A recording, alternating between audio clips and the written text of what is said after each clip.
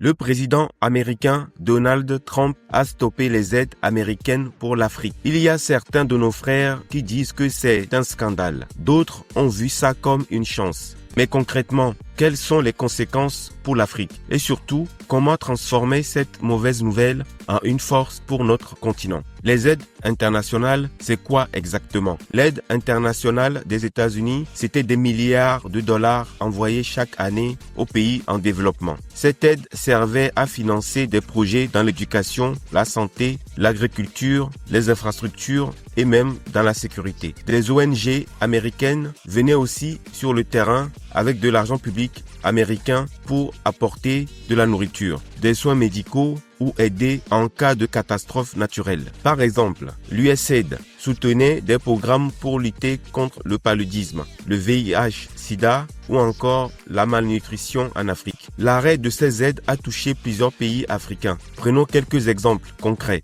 En Éthiopie, les Américains finançaient des programmes agricoles qui ont aidé des millions de paysans à produire plus de récoltes, donc plus de nourriture. Sans ces aides, de nombreux projets ont dû être abandonnés et beaucoup de gens commencent à s'inquiéter pour le risque de famine. Au Kenya, les aides américaines ont soutenu la lutte contre le sida en distribuant des médicaments gratuitement depuis des années. Donc, l'arrêt de ces financements met en réalité des vies en danger. En République démocratique du Congo, l'armée recevait un appui logistique pour lutter contre les groupes armés comme le M23 par exemple. Voyons maintenant comment ça a touché certains pays en Afrique de l'Ouest. Prenons le cas de la Côte d'Ivoire. L'USAID donnait de l'argent pour former des jeunes qui voulaient lancer des business ou pour donner un peu d'argent aux agriculteurs. Maintenant, c'est à l'État ivoirien de se débrouiller et de trouver d'autres moyens de financer toutes ces personnes. Au Sénégal, les États-Unis finançaient des écoles et des hôpitaux dans les zones rurales, comme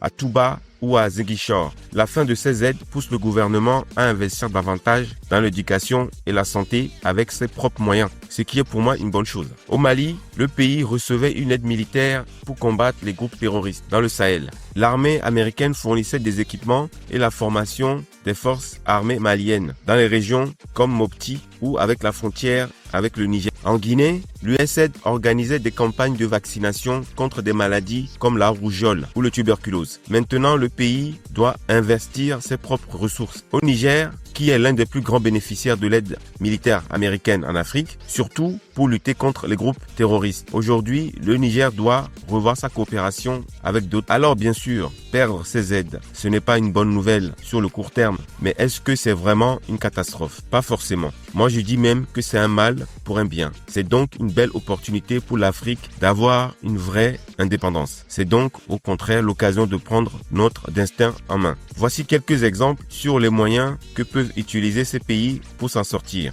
Nous devons investir dans l'agriculture locale. L'Afrique a des terres fertiles, mais on importe encore trop de nourriture. Développer notre propre agriculture serait le moyen le plus sûr de créer des emplois et de nourrir nos populations. Nous devons aussi encourager les entreprises locales. Même si on le fait déjà, il faut le faire plus. Plutôt que d'attendre l'argent des autres, nos gouvernements doivent aider les jeunes entrepreneurs à créer des startups et des industries locales comme les usines de transformation de cacao en Côte d'Ivoire ou les ateliers de textile au Sénégal, les entreprises de fabrication de pièces automobiles et d'autres technologies. Nos dirigeants doivent miser sur l'éducation et la formation. On le dit tout le temps, mais on dirait que ça leur rentre pas dans les oreilles. Il faut former des ingénieurs de qualité en médecine, dans d'autres sciences. Par exemple, la construction, des ponts, des routes, etc. C'est la seule solution pour bâtir une économie solide et ne plus dépendre de l'aide étrangère. Nous sommes donc obligés d'utiliser nos propres ressources intelligemment. L'Afrique possède de nombreux atouts. Nous avons beaucoup de richesses naturelles aussi. Or, pétrole, cacao, uranium, etc. Mais souvent, ce sont des entreprises étrangères qui en profitent parce que c'est elles qui exploitent nos ressources minières.